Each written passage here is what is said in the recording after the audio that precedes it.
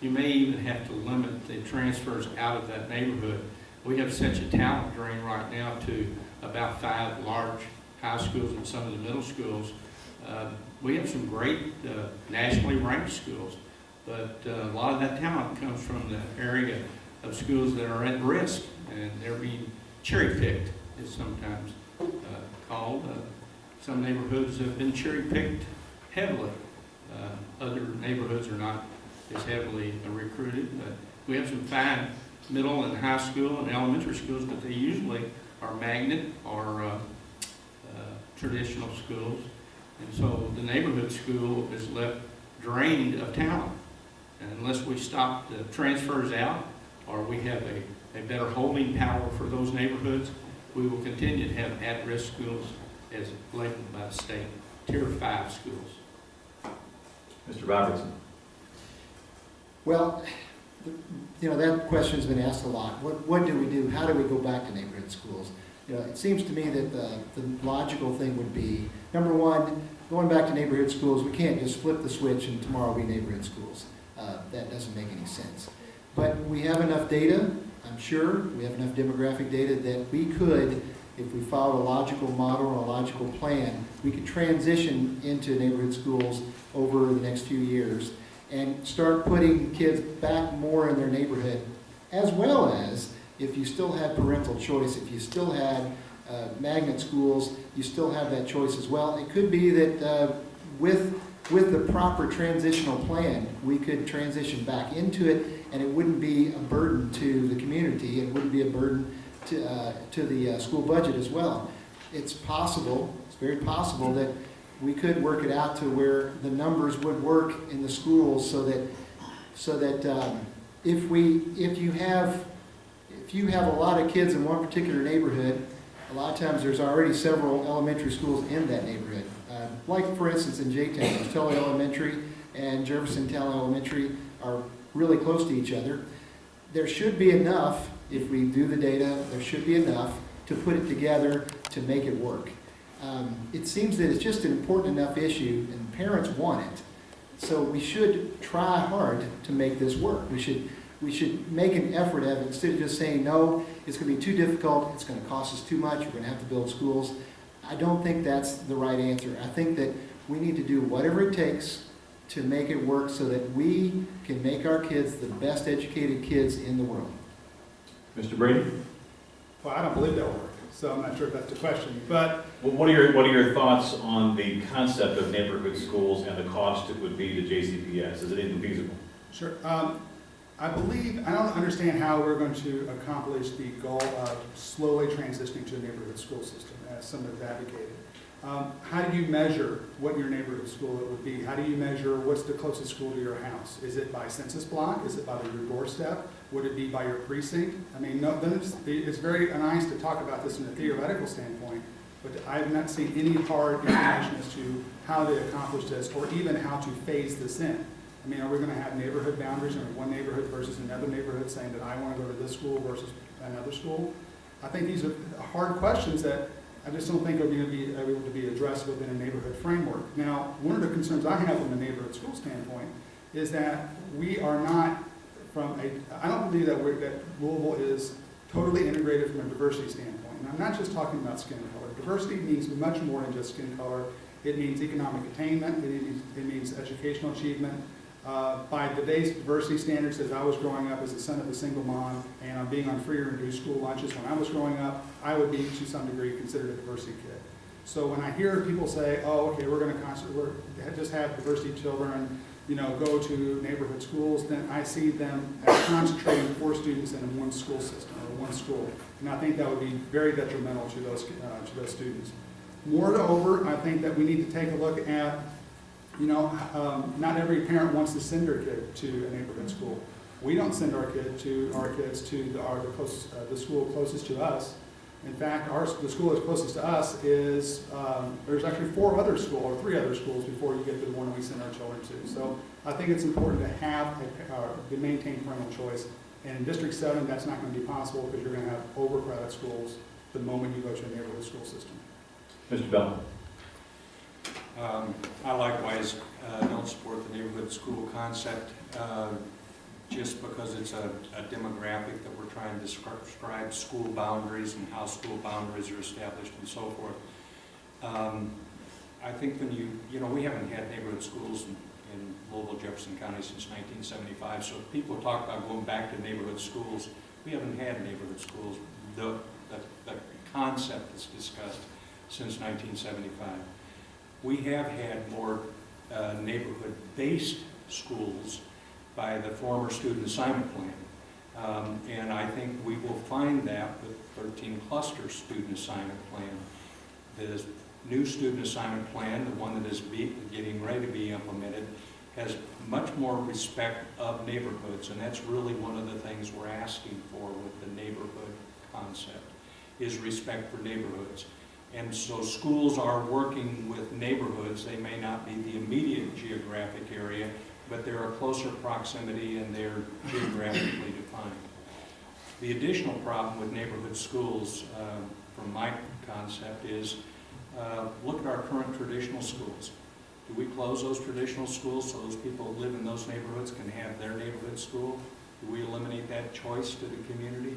I don't think that would be very popular with a lot of the community, and I think it would be something that would be not well received by many of our customers. I totally support choice. I think Jefferson County Schools has made great use of choice. Choice started in the school system many years ago, and I think we've built upon that. And I'm like Chris, I'll give the example of my grandchildren. My grandchildren do not go to their neighborhood school, and it's primarily because my daughter, we have a special needs child. She wanted to be able to get both children in the same school, and so we opted for a choice program where they both could be located together. Thank you. Ms. Brady, we'll start with you, and we'll come this way for this next question, come back around to Mr. Bell to finish us up. Common Core state standards. As you are aware, this Kentucky is the first state to employ these, maybe 46 or 47 in the country. Those scores should be out perhaps later this month. What are your views on the Common Core standards, and do you think JCPS is ready? Well, the results should be out, I believe, on October 29th, is one of the last date I heard. And I think, I'm not quite sure, I think JCPS is working very hard to be able to be ready for that, but I think the bigger question is the public ready? Because what you're going to have is you're going to have the baseline scores come out, and it's on October 29th, and you're going to look at scores that people are going to compare, even though there's really, you can't compare because this is the first results that you're getting, so this establishes the baseline, but you're looking at, to some degree, a 30-point drop in some areas. And I think for a large part, the public is, gradually getting used to that idea, gradually wrapping their head around that. I think Common Core in general is a very good concept for us to go to. Kentucky is the first state out of 46 states to use this, or actually go to this model. And one of the things it establishes is that it establishes or compares student achievement to college readiness and career readiness. And one of the nice things about it is that an A in Louisville will be the same with what an A in Portland would be, or New York, or Charlotte, or Florida. It's going to be an A is going to be an A across the country. And I think that's one, Common Core standards is something that's going to be really great, but it's going to take time for us to work up to it and get to where you have a lot of our kids more proficient. We are going to have a proficiency drop, but I think overall it's going to be much more beneficial to the system that we have now, and hopefully also a lot more stable than what we're currently used to, because this is something that the JCPS is committed to, 46 other states have committed to, and it should be a long-term program that will produce lots of benefits and dividends down the road. Mr. Robertson? Thank you for that. As a parent, it's sometimes hard to know exactly what the testing is all about. I know that with previous testing, that it seems that we were teaching our kids to take a test and to regurgitate information for the test, and then they promptly forgot it. It looks like, just from a little bit I know about it, it looks like that these testing scores, not only like he said, it's kind of creating a standard across the nation, so that all of our kids have to kind of be compared to the same thing, but it looks like it's a lot more critical thinking involved, and I'm very pleased with that. And obviously, if you've been taking tests where you learn to regurgitate information and you change to a test where there's more critical thinking, there's going to be a problem in it.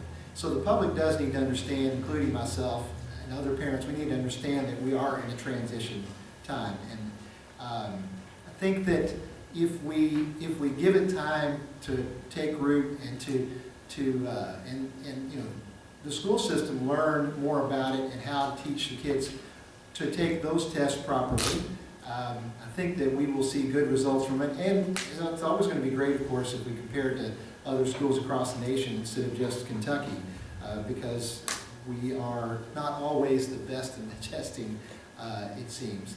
So I think that if we, like I said, if we just give it time, I think that we will find that it will yield great results. And my main concern as a parent is that we create kids who are critical thinkers. And I believe that from what I've seen of this testing, that we will create more critical thinkers than we have in the past. Mr. Sexton. I think Common Core is good. I think we're going to have to, I believe we're going to have to lay a lot of time on the table for professional development. Our teachers are re-upping again. I think I've been through 6 different state assessment eras and ways of assessing our talent in our schools. I particularly hope that Kentucky comes to assessing the student independently at the end of a course. End of course exams are my favorite way of assessing where you are at the end of the course, whether you get a credit, whether you graduate or not. I'm speaking of high school. With much of the state assessments, the school is at fault or at success, whereas at the end of course assessments, which some states use, it's the individual student who has a responsibility to do a good job. It's pretty difficult to blow off an end of course assessment because you're not going to get a diploma, whereas it doesn't mean as much to not take a state assessment seriously, which some students don't, because it really has to do with the school, not the individual. So, but the Common Core is good. If all the states get aboard, we'll know how we rank state by state. But I still favor the individual end of course assessments in high school. Mr. Bell? Common Core standards are 15 or 20 years late. Back when the business community was talking about the competition not being Cincinnati, Chicago, New York, they were talking about it being Singapore, various foreign countries and so forth. That was our real competition. And we were busy still developing our state-by-state standards, which is all Common Core is trying to address. What we ended up with was a mishmash of education that didn't have common goals like the other countries did, and so we continued to slide educationally compared to other countries. The Common Core, just for the record, former commissioner of Kentucky was the forerunner of putting together the 46 states to agree upon the Common Core. So it's natural that Kentucky would be a leader in implementing it. Is basically setting goals by grade level, by class area of the standards that we're going to teach the kids so that there's a common agreement of what we're teaching. What we're teaching in classroom A is going to be the same material as taught in classroom B. That way when a student moves from one school to another, they're getting the same instruction at the same grade level. In the next step, logically, will be we currently have state-by-state tests that measure those Common Core, and I agree there's going to be a shock with the first year because the core that we're currently measuring is not what Kentucky was using in past years, so we're going to have some shock there. But in short order, we're going to have national testing, which will follow this, so that we will be able to realistically compare one state to the other, and so that we'll all be shooting at the same target. We'll start with Ms. Robertson for the next question. It somewhat dovetails, I would think, with testing. What is your view of the current school system and where we are headed academically now? Well, as I've said before, if your child is in a good school, let's say, in Jefferson County, then you're very happy with it. Our daughter's in Eastern, and she loves it. She's in the advanced program. And